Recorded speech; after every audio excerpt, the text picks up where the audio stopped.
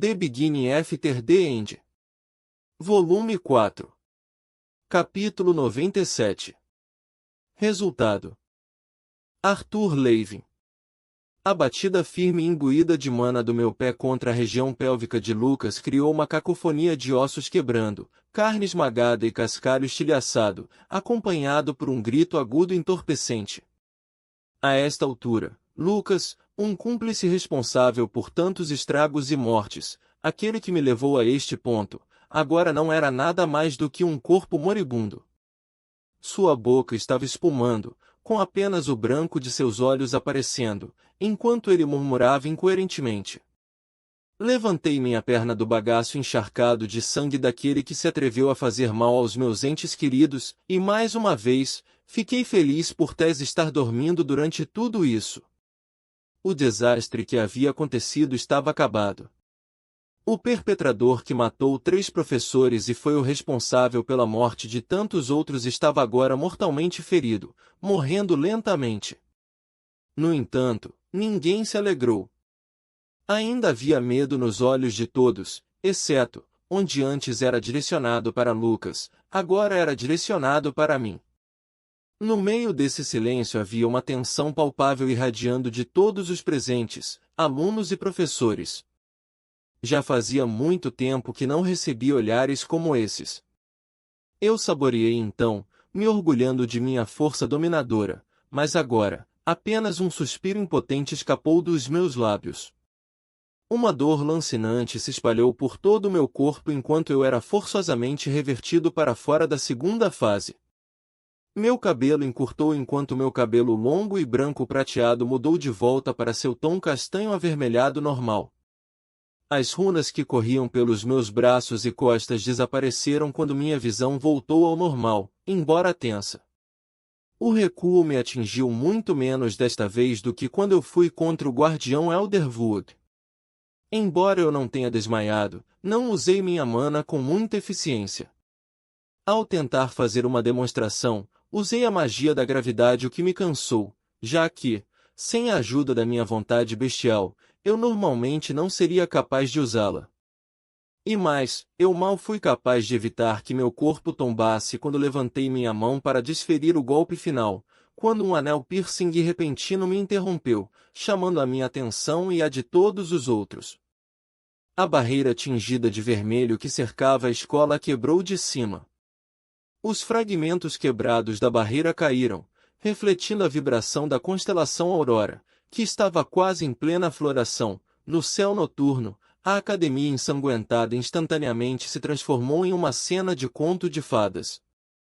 Descendo entre a chuva cintilante dos fragmentos da barreira quebrada estavam 3 figuras. Mesmo antes que eu pudesse descobrir suas identidades, a terrível pressão que eles irradiavam me disse exatamente quem eles eram. As lanças. Mão. Um suspiro tenso e gorgolejante escapou de Lucas. Com minha atenção focada nas lanças, não percebi que ele havia ganhado consciência o suficiente para falar. Olhando para baixo, percebi que os olhos de Lucas se fixaram em onde as lanças estavam. Ele falou de novo, desta vez de forma mais distinta. E irmão? Antes que eu pudesse reagir ao que ele disse, uma súbita onda de luz me atingiu no peito, atirando-me direto para a torre do sino com tanta força que rompi a parede reforçada por mana, enterrada sob os escombros. Vomitando sangue, e o que parecia ser meus intestinos, tentei me puxar para fora, mas parecia que todo o meu corpo estava colado contra a parede. Confuso e desorientado, tentei decifrar, com minha visão embaçada, quem lançou o feitiço. Foi uma das lanças. Eu não fui capaz de ver muito mais do que sua figura indistinta através dos meus olhos desfocados, mas antes que ele pudesse atirar outro tiro, avistei Sylvie lançando uma rajada de fogo contra ele. Sylvie, não. Você não pode lutar contra eles. Gritei para ela, minha voz soando fraca até na minha cabeça, mas era tarde demais. Ele bloqueou a explosão como se fosse uma bola de brinquedo antes que uma das outras lanças prendesse Sylvie em uma cúpula de gelo. Embora cada osso do meu corpo parecesse estar sendo cerrado ao meio e minha cabeça parecesse ter sido perfurada várias vezes, eu era capaz de entender um pouco melhor o que estava acontecendo. Por sua figura curvilínea e longos cabelos brancos, a lança que prendeu Sylvie na gaiola de gelo era feminina e, pelo que parecia, Sylvie não foi capaz de quebrar ou derreter. Apesar da posição em que me encontrava, não pude deixar de ficar aliviado por ela estar apenas enjaulada. Com certeza venceu as outras opções que a lança poderia ter escolhido. Enquanto isso, a lança que me atacou se ajoelhou ao lado de Lucas. Ele parecia ser bastante jovem, talvez em seus 20 e tantos anos, e olhando atentamente para seu rosto, desde o nariz reto e pontudo até os olhos estreitos, havia uma semelhança muito nítida com o Lucas. O último, muito mais velho, a lança não perdeu tempo em reunir e organizar os alunos e professores restantes. Ele já estava entrevistando alguns dos alunos, balançando a cabeça em resposta a eles e virando a cabeça para olhar para mim. Fosse por causa do quão desorientado eu estava, ou do quão preocupado eu estava com Sylvie, levei até agora para juntar as peças. Lucas havia chamado. Irmão. Para o lance que me atacou, antes que eu pudesse até mesmo amaldiçoar minha própria má sorte, o lança que eu só poderia assumir ser o irmão de Lucas veio em minha direção enquanto seu corpo lançava uma torrente de relâmpagos amarelos. A morte não é suficiente para você. Para fazer algo tão atroz para um Vikings, para meu irmão. Ele não falou alto, na verdade, quase parecia calmo, ainda assim, sua voz carregava uma clareza alarmante que parecia como se ele tivesse falado diretamente em meu ouvido. Uma tempestade de eletricidade se arrastou ao redor dele, dançando como cobras inquietas desejando ser liberadas enquanto ele caminhava em minha direção.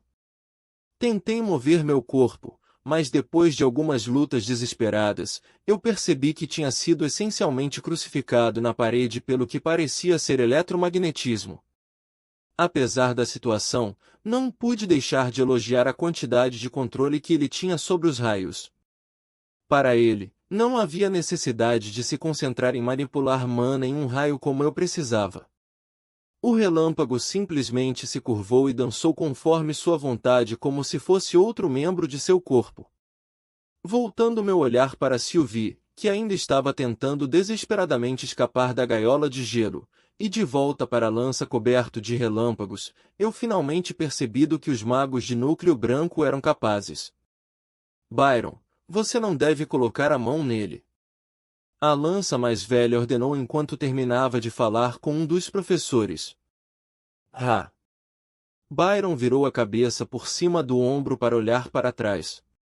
Aquele menino atormentou e humilhou meu irmão antes de matá-lo, Alfred. E você está dizendo que não devo machucá-lo? Você deseja ir contra mim também? As espirais de relâmpagos em torno de Byron engrossaram, obliterando qualquer coisa que tocassem. O menino foi quem salvou todos aqui de seu irmão. E desde quando você tem cabelo suficiente nas bolas para pensar que poderia me desafiar? O homem chamado Alfred cuspiu de volta. Usei esta chance para tentar voltar para a segunda fase, esperando que eu pudesse reunir forças o suficiente para pelo menos escapar, mas era inútil. Meu corpo nem mesmo foi capaz de reunir mana neste momento. Voltando minha atenção para as duas lanças, percebi que Byron estava visivelmente confuso.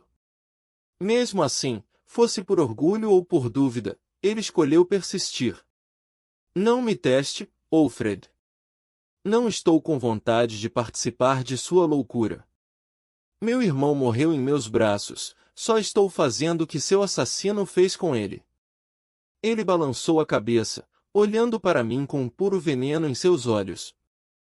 Byron começou a caminhar em minha direção novamente quando, de repente, dois cavaleiros negros como carvão se ergueram do chão ao lado dele, prendendo-o no chão. Alfred!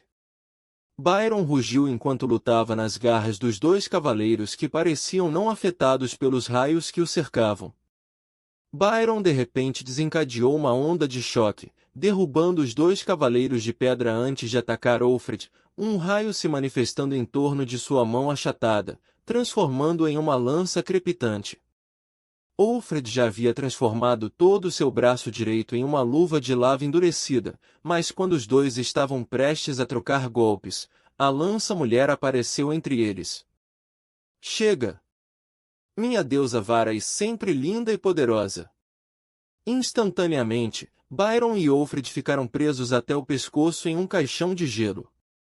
Não houve diminuição gradual da temperatura do ar ou da água na atmosfera para desencadear o processo de congelamento. O espaço em torno das duas lanças simplesmente congelou e, apesar da luva de lava em torno do braço direito de Offred, o gelo nem mesmo assobiou ou fumegou. Byron, você não pode tomar essa decisão. Cabe ao conselho determinar o que fazer com o menino e o dragão. Linda a só VDDS deusa. Disse ela, sem um traço de emoção em sua voz, a ponto de Catelyn de repente parecer a protagonista de uma novela em comparação. Mesmo enquanto ela olhava para o meu dragão gigante de obsidiana, não havia emoção. Ela o considerava algo semelhante a um poste de luz. Assumindo que os dois haviam se acalmado, a lança-mulher dissipou o caixão de gelo, quando Byron de repente se virou e disparou uma bala de raio diretamente em mim, mas foi imediatamente bloqueada por uma parede de gelo conjurada com um movimento rápido de sua mão. Fluidamente, a lança feminina balançou o braço em direção ao pescoço de Byron, durante o qual uma fina espada de gelo se manifestou em sua mão, desenhando uma arca crocante enquanto ela cortava o pescoço dele, apenas profundo o suficiente para tirar sangue, enquanto ela mantinha a lâmina pressionada contra a garganta de Byron. A insubordinação não será tolerada. Ela disse laconicamente enquanto o gelo se espalhava lentamente da ponta de sua lâmina até o pescoço dele. Por esta hora, eu já tinha desistido de fugir. Se eu tivesse pensado que a mudança para a segunda fase me dava uma chance de fugir, eu rescindi essa afirmação enquanto eu observava a lança-mulher maltratar os outros dois com uma velocidade assustadora. Byron acabou cedendo, não perdendo a chance de me lançar mais um olhar mortal. Eu não vou mentir, eu posso ter piscado de volta para ele, mano. Arthur olha pro perigo e ri da cara dele, kkk. Depois de menos de uma hora, os lanças reuniram informações suficientes das testemunhas para juntar as peças o que exatamente aconteceu. Isso me concedeu o privilégio de ser graciosamente desmagnetizado por Byron e, em vez disso, ter minhas pernas e braços algemados por algemas de gelo. Eu encontrei a chance, durante esse tempo, para dizer a ela que o dragão era meu vínculo, o que, pela primeira vez desde que a vira, ela mudou de expressão, um leve erguer da sobrancelha esquerda. Ela libertou-se da gaiola assim que ela se transformou de volta em sua forma de raposa em miniatura e foi acorrentada às minhas algemas também.